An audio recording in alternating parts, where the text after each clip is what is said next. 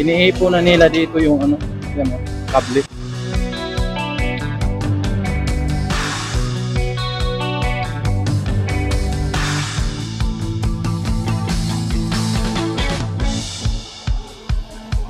So yun isang magandang umaga. Pero bago ang lahat, Lord, marami pong salamat at sana gabayan mo po kami kung nasaan man kami naroon araw-araw. Amen.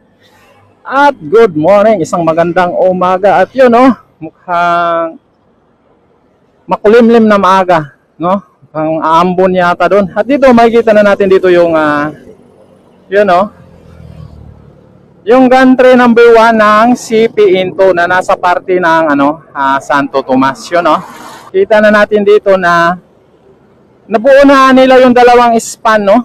At wala nang halata, kitang-kita natin dito na wala na yung yung mga supporting cable, mga bakal, no? Yan, So lilipat na yan dito sa kasunod na poste para simulan nila yung pangatlong span.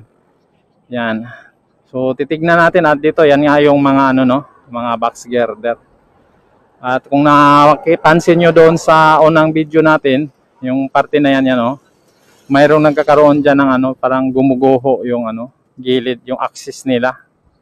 Yung naayos na nila, At titignan lang natin kung kaya ba nating papaliparin si Duwende dahil umaambon. Kung makikita natin yan, makulimlim yung maambon-ambon.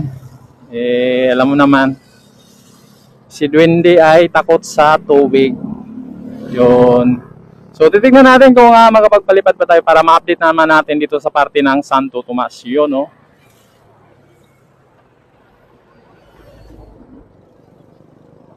So dito sa kaba, dito yung parte na yan, yung ilog na yan. Sa dulong bahagi na yan, ayan doon na po banda yung ginagawa nilang balance cantilever bridge na dito. Yan ayan maninag ko pala dito. So di ko lang alam kung makikita nyo ba, medyo naharangan dito sa may puno Makikita na yung dito, form traveler. Dahil nung last na kuna natin to ay para sa isang segment na lang yung sa closure segment na lang yung kulang nila at madugtong na nila yung ginagawa nilang balance cantilever bridge. Yan, dire-diretso na yan sa may bahagi ng Minalin doon yung banda Sa may bahagi po yan ng Minalin doon banda. So titingnan natin maya-maya kung kaya ba nating magpapalipad dito ng kaya bang lumipad ni Duwende. Yun!